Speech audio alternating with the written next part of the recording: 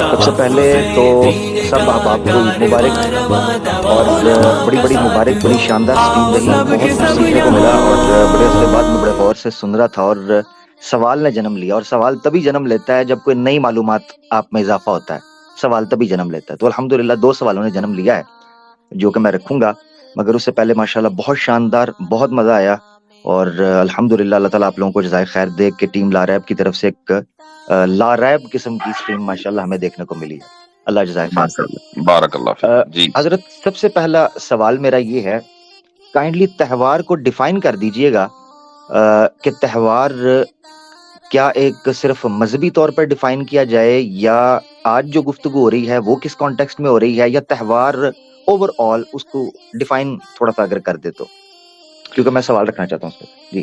جی ہاں، تو ظاہر ہے کہ جو ہماری گفتگو ہے، جب ہم کسی چیز کو ڈیفائن کرتے ہیں تو اسلامی کانٹیکسٹ میں ہی کرتے ہیں۔ قرآن کریم میں جو لفظ تہوار کے لیے استعمال ہوا ہے وہ عید کا لفظ استعمال ہوا ہے، قرآن میں ہوا ہے سورہ مائدہ میں، جس کی آیت میں نے پڑھ کر سنائی تھی۔ اسی طریقے سے رسول اکرم صلی اللہ علیہ وسلم نے بھی عید کا لفظ ایک حدیث میں استعمال کیا ہے کہ لِكُلِّ قَوْمٍ عِيدٌ وَلَنَا عِيدان، کہ ہر قوم کی ایک عید ہوتی ہے، ہمارے یہاں 2 عیدیں ہیں، ایک عید الفطر ہے اور ایک عید الاضحیٰ ہے۔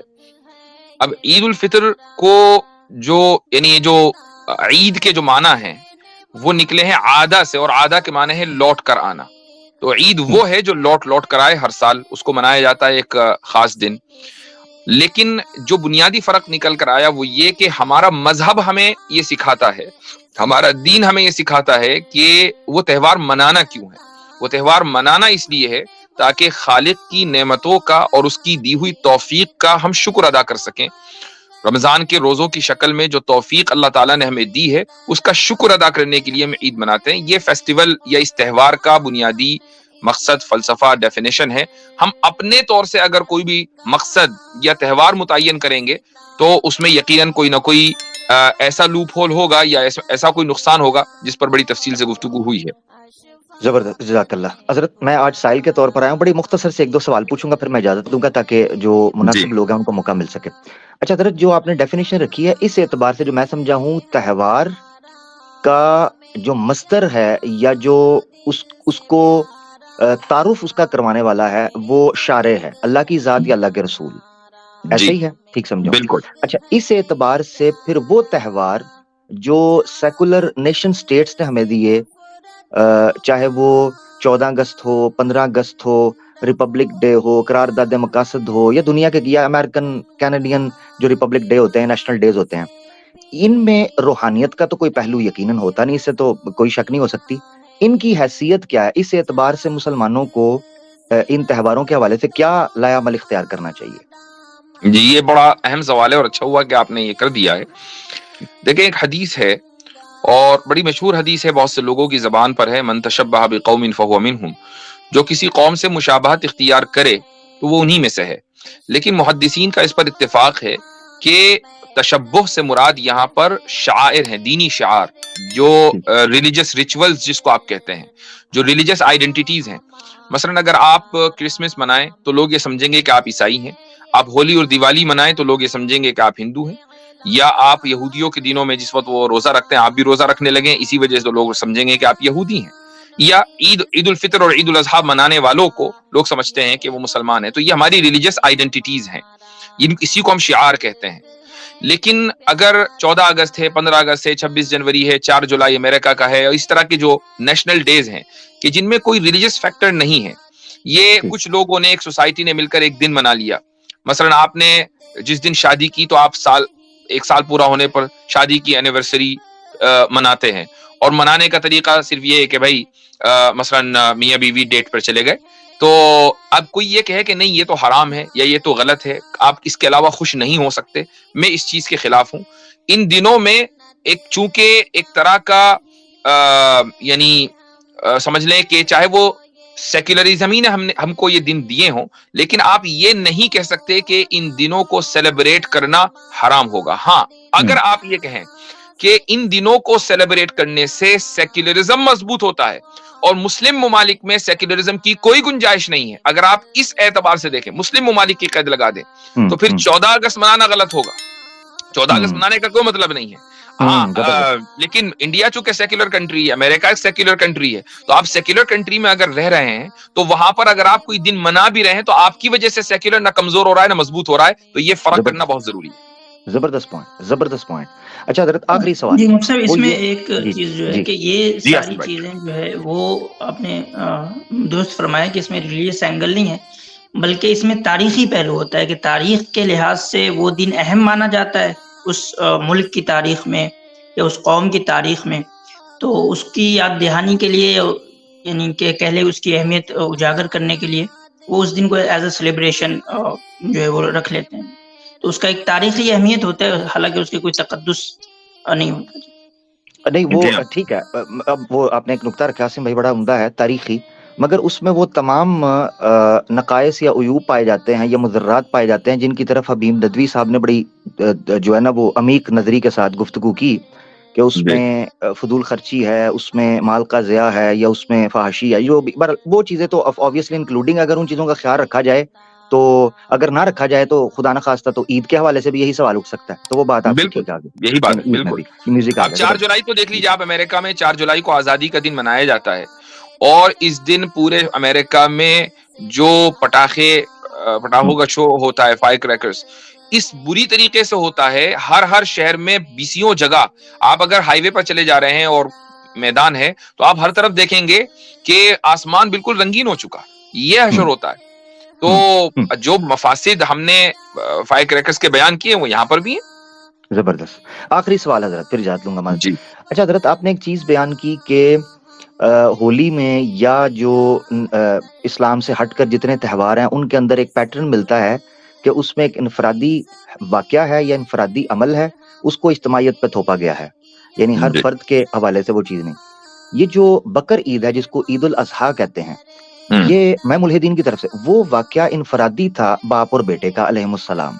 جی اس واقعے کو ایک سنت کے طور پر جاری کر دیا گیا ایک لمبی امت اور قیامت تک کے لیے قربانی کے جی طور پر. جی اچھا، تو اس حوالے سے آپ کیا کہتے ہیں کہ آیا یہ ایک انفرادی عمل تھا، اور کس طریقے سے اجتماعیت کے ساتھ اس کا تعلق وابستہ ہوتا ہے؟ جی یہ بھی ایک بڑا اہم سوال ہے. دیکھیں، ایک تو یہ کہ حضرت ابراہیم علیہ الصلوۃ والسلام نے مثلا ایک دمبے کی قربانی کی، اور لوگوں کو یہ کہہ دیا جاتا کہ بھائی تم جو ہے بس اس دن کو مناؤ. تو اب یہ ہوتا ہے کہ حضرت ابراہیم کے اس عمل کو پوری دنیا یا پوری امت مسلمہ سیلیبریٹ کر رہی ہے، عمل ان کا سیلیبریٹ آپ کر رہے ہیں. جبکہ پوری امت کو یہ حکم دیا گیا کہ اگر تمہارے اندر استطاعت ہے، تمہارے پاس پیسہ ہے، تو تم بھی قربانی دو جس طریقے سے حضرت ابراہیم علیہ الصلوۃ والسلام نے قربانی دی ہے. تو اب جب ایک انسان عید الاضحیٰ مناتا ہے تو وہ صرف حضرت ابراہیم کے عمل کی وجہ سے سیلیبریٹ نہیں کرتا، بلکہ اس کا اپنا عمل بھی اس کے اندر شامل ہے. Point number 1.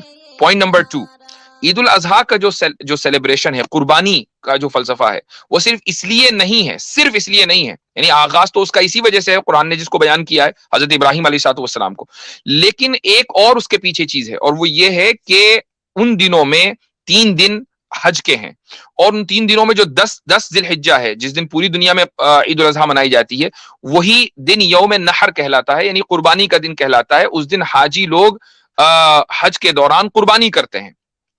اب اللہ تعالیٰ نے مسلمانوں کو یہ حکم دیا، جو عام مسلمان ہیں جو حج پر نہیں گئے، کہ بھئی تم حج تو کر نہیں سکتے کیونکہ تم حج پر گئے نہیں ہو، لیکن حاجیوں کے ساتھ اتنی مشابہت ہونی چاہیے کہ جس طریقے سے وہ اللہ کے لیے قربانی کر رہے ہیں تم بھی قربانی کرو. تو یہ 2 وجوہات ہیں، ایک وجہ نہیں ہے اس کے پیچھے کہ کسی انڈیویجول عمل کو ساری امت کی کو دے دیا گیا اور اس کو اجتماعی شکل دی گئی ہو، بلکہ انڈیویجول کے عمل کو کاپی بھی کرایا گیا ہر آدمی سے، اور ساتھ میں پھر حج سے بھی اس کو ریلیٹ کیا گیا. زبردست، جزاک اللہ. ایک سوال اور تھا حضرت، میں بڑی معذرت چاہتا ہوں، وہ آپ کے حج کی وجہ سے ذہن میں آ گیا، میں بڑی معذرت چاہتا ہوں حج کی وجہ سے.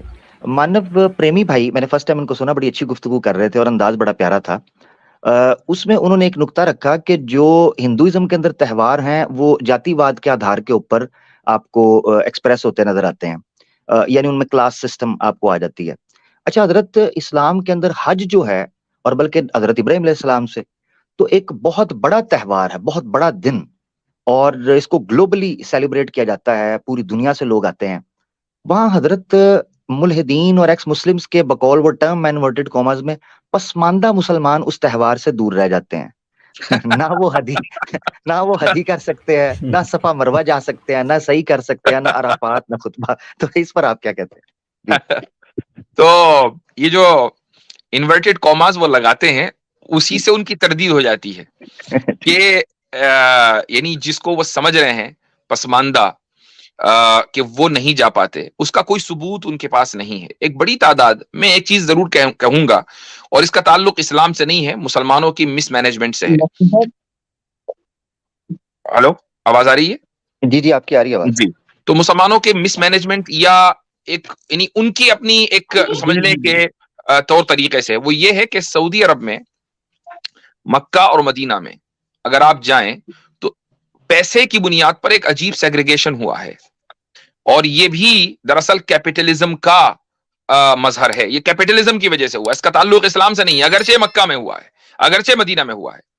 اور وہ یہ ہے کہ اگر آپ مالدار ہیں تو آپ 5 اسٹار 7 اسٹار ہوٹل میں ٹھہریں گے، اور آپ جب ناشتہ کر رہے ہوں گے یا رات کا ڈنر لے رہے ہوں گے 70ویں فلور پر بیٹھ کر، 80ویں فلور پر بیٹھ کر، تو کعبۃ اللہ نیچے آپ کے سامنے ہوگا، اور وہاں آپ انجوائے کر رہے ہوں گے، اور نیچے کعبۃ اللہ کے ارد گرد لوگ طواف کر رہے ہیں. یہ ایک یعنی آپ وہاں جب ہوٹلز میں جاتے ہیں تو ہوٹل والا آپ سے پوچھتا ہے کہ آپ کو کعبہ ویو چاہیے کہ حرم ویو چاہیے کہ آپ کو سٹی ویو چاہیے، گویا کہ آپ ایک طرح کے اس میں آئے ہیں گھومنے، یعنی آپ کی جو ہے یہ چھٹی بنانے کے لیے لگژری پلان، لگژری ٹور ہاں پلان. یہ جی. یہی صورتحال مدینہ منورہ میں ہے. مدینہ منورہ میں جو ہوٹلز ہیں، آپ سے پوچھا جاتا ہے کہ آپ کو روزہ ویو چاہیے یا روزہ ویو نہیں چاہیے.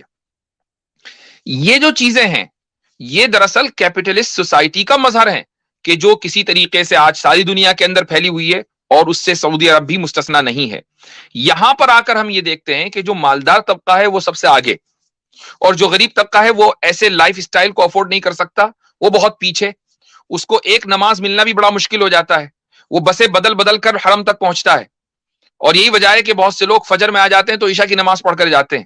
اس کا تعلق اسلام سے نہیں ہے، اس کا تعلق مسلمانوں کے اس مینجمنٹ سے ہے. زبردست ماشاءاللہ، زبردست. بہت شکریہ حضرت. اسی چیز کے ساتھ میں اجازت لوں گا. بڑے شاندار ماشاءاللہ گفتگو رہی. اللہ آپ کو جزائے خیر رہے. تہوار کے حوالے سے مفتی عبداللہ مناج صاحب، عاصم افتخار بھائی، لاریب ٹیم، مفتی اظہر بھائی صاحب، مانو پریمی بھائی، بہت شکریہ. سننے والوں کو بھی بہت سلام، پیار. جزاک اللہ فی امان اللہ. السلام علیکم. وعلیکم السلام.